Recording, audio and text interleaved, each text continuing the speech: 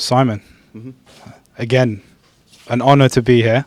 And we are here in front of your... Is it how old is your This is drums? I think it's 98. 98. I seem to remember the green, the green fetish phase, British Racing Green. A lot to do with the fact that it's British Racing Green as opposed to green, because I love racing, you know. Yeah. And they came out with this color, I think, in the late 90s, 96, 97 or something.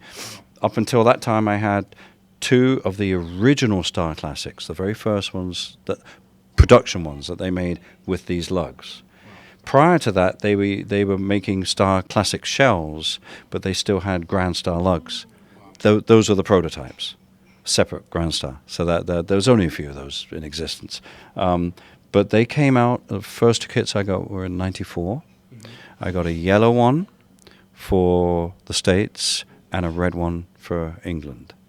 Chrome rims and fittings, reinforcing hoops, deeper toms, yeah. So that was like the Mark One of the Star Classic series, and then later on, probably 90s, I'm thinking 97, I then switched to using the shells without reinforcing hoops, and that was because I went to Japan with Los Lobotomies in 94, and the choice was with or without what they call sound focus ring. I'm a little old-fashioned, so I asked for the focus ring, you know. And I grew up with Ludwig drums, not Gretsch. So to me, that's what a drum looks like, not a Gretsch. Although don't get me wrong, I love Gretsch, you know. Just two different concepts. But the kit that they prepared in Japan, which was a yellow kit, was a kit without focus rings, and I loved it. So I said, okay, I think we're going to go to these kind of shells. And this is actually one of the original ones where the bearing edge is like a Gretsch, it's round. Okay. The new edges are kind of steep here, shallower there, much more of a point. So even the Star cast, the Star series are a little different with their bearing edge. They made that difference. I think they brought the inner point of contact a little further in, which actually what that does will increase ring. Wow. Yeah. Okay. So, and that's why sometimes snare drums, I like them when they're very shallow, or rather very steep, because the ring then is very quick, and it speaks when you hit the drum. Whereas when you make that head more of like a floating head, the ring just tends to keep going. And I don't like to put any damping on my drums, so, you know, unless you specifically want that, I just feel it's better to make them a little bit more steep, you know. But these are the original round edge shells, bearing edges. So I'd say probably 98. 98. Around the time of Minefields, when we made that record, because I had a green kit in LA, and this is my green kit in England. Yeah. It really sounds so... It's just got so much depth. Yeah. These shells, you can tune them anyway. You can tune them as high as you want, and they still sound massive, you know. So they're lovely to play. Even the old Starcasts, you know, haven't had a chance to change this around. This one, this is these toms originally were floor toms, as you can tell by the extra air holes. Oh yeah, I can see. And because I decided to change my setup and use a popcorn, I needed to get these off the ground and on a stand, which is kind of like the way the old Octoplus was. Oh wow. And that's what it was inspired by, was the Ludwig Octoplus. Wow. So these, they had to send me new hoops, and they had to send me new Starcasts. They're not gold, they're nickel, and so it's a bit of a mixture, you know. Most people can't see that. They still sound great. So that's the most important thing. I mean, for me, it's so surreal to see this when this was over 10 years ago. I was a little one. Yeah. And watching this kit on stage and hearing it through a PA system to now hearing it at its nakedness. Yeah, just open, you know. Brilliant. Yeah, it's 21 years old now. Oh, wow. Yeah, I might have to get an MOT or something. I know a guy. You do? Okay, yeah. So what can you show us the kit all the way around? Yeah. Let's go step into my office. Yeah, let's go. Right in. I don't know where my secretary's gone. Brilliant. Yeah, right. What do we have? We have, well, Go from here. this is a Monarch snare drum, Monarch signature snare. Oh, That's brilliant. the 30-year signature drum. The 30, yeah. Wow. We just have a 40-year coming out next year. I saw that. You saw it? Yeah. It's fantastic. Yeah. So, yeah, I mean, this has this one has reinforcing rings like that. Oh, wow, yeah, you can see. Yeah. You can see right inside there. Oh, that's fantastic. And it's maple Bubinga. Bubinga. Yeah, maple. It's the same as the Monarch series.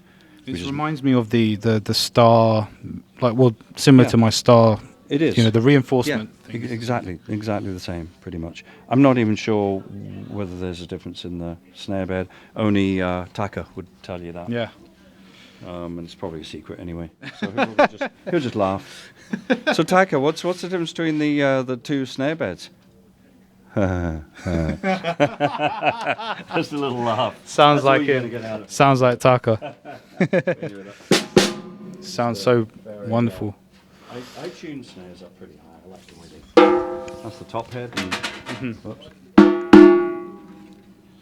So they're pretty tough. Yeah. This is for, we're not recording here, we're playing live, and so the drum has to do a multitude of different types of tunes. And I think that's the best way. Got a lot of sensitivity, that's what I noticed, you know. This, yeah? Yeah. Yeah. So much sensitivity.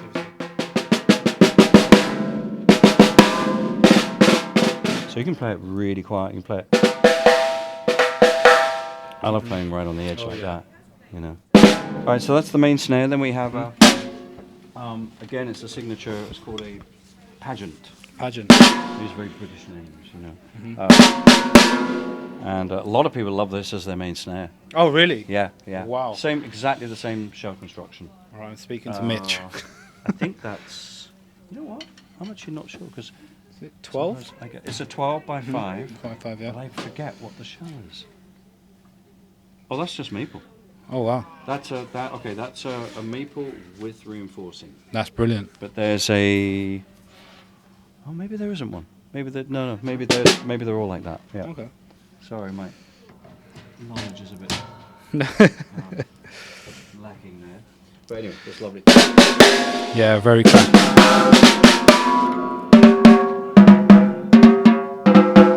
Then we have this little thing, popcorn. Oh,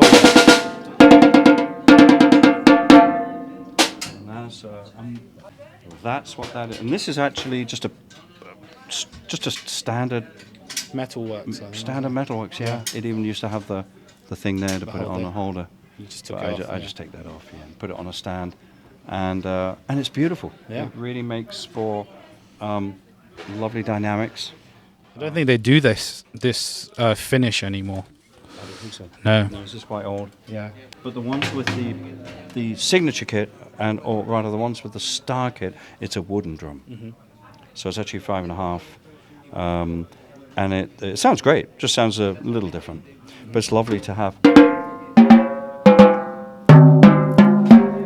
Yeah. So it's kind of a nice little thing. And I really actually started using this with Hiromi because being acoustic piano, we had to be exceedingly dynamic.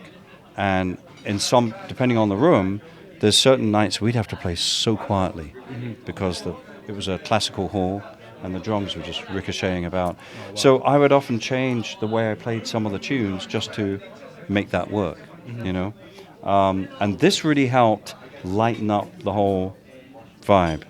Instead of just playing this all the time, which has a much heavier sound to it, this was really, it complemented what Anthony was playing, what Hiromi was playing.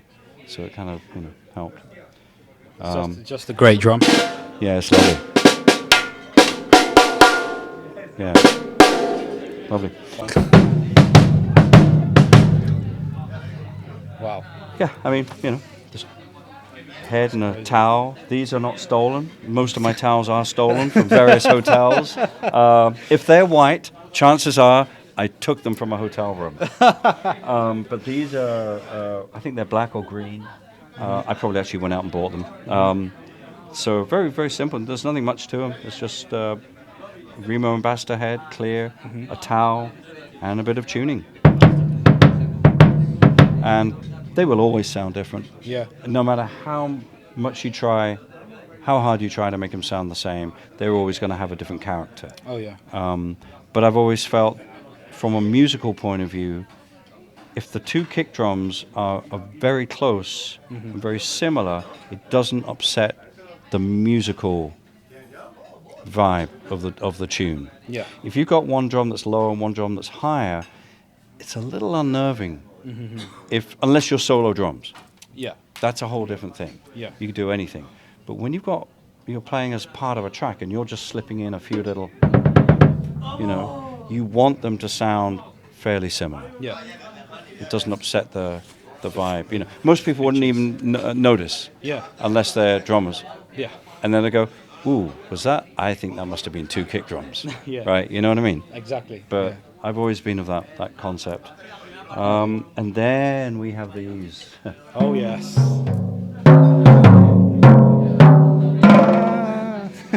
No matter, pretty much every drum kit has the American national anthem. Yeah, And that's a total coincidence. Really.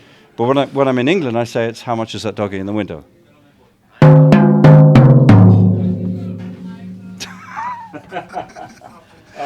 They just seem to work. It's basically a fourth, minor third, and then.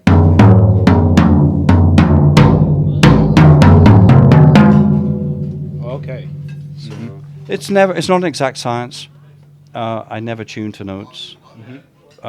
Generally, the kit, if I've done my job properly, will resonate around a B or a B flat. But not always. It depends on the shells. It depends how tired I am, how jet lagged I am when I get to a new kit. Yeah. But the intervals usually remain the same. Okay. That's And, what the intervals again? Sorry, Well, from should be a fourth.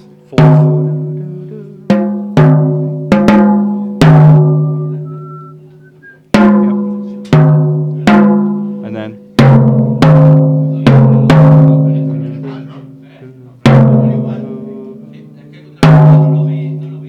Should be a minor third. Might be a little bit more. I don't know. We'd have to ask a real musician. Well, I feel like I can tell you the colours of each tom that you're playing. Can you? Yeah, if you got orange, green, yellow, blue, violet, purple, green. The frequencies just say that to me, but it's funny because a lot of your drums actually are in the same voicing, so the colours are, even on your videos when I hear the toms, they're like the same. So that's crazy. Wow. To hear it without mics, it's just... Yes, just acoustic. Yeah. Now, this used to be a C sharp. Okay, C sharp. Okay. So when we play that song Hiromi wrote for my octobans, Oh yeah. which is right, that has to be a C sharp. That has to be a C sharp. But the beginning of on Protocol 4, the beginning of Nimbus, I detune that to a C because it's. That's it.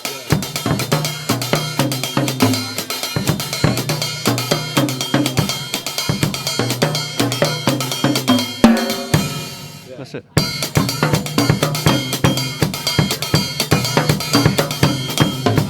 I haven't played that for ages. That's Amazing, you forget how to play certain things. What about cymbals? Cymbals, yeah. So you can see that certain cymbals have the word almond written, and certain don't. Yes. They have Avides written, but they're actually all almond series. Oh wow. And the reason is because that was made as a marketed symbol. That was made as a marketed symbol. But they never made this. Oh. They never made that. They never made that. And I guess they never made that either. Well, because you're silent. And that doesn't exist. But I love this series of cymbals, and they very kindly still. I have a lot of old stock of these, but they very kindly make sure I get, you know. But this is. Yeah. I'll show you something. If I change the bead. Yeah.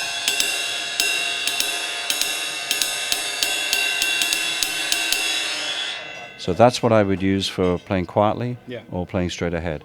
But this, once you got a guitar player in the band, changes everything. It does, What color's that? it's like to relate it, a Tony Williams yellow. A Tony Williams yellow. I like that. Does this change? It's still in the yellow, but it's a lighter. Just Wow. feels lighter. When you have a more prominent, it just lightens up and shows the colour. Interesting. And if I had I could probably play the chord. Wow. That's cool. And then. Yep. All right. There you go. Well, that's it. We got through the whole kit. That's the kit. Yeah. Well, thanks, Simon. The gong drum and by the way, in here we're just using these 2 mics. Oh, We're fantastic. not using any close mics except for gong, kick, and octavans. That is fantastic. Wow, looking forward. Thanks, Simon. Great, my pleasure. Thanks, Great. Thanks, man. Cool.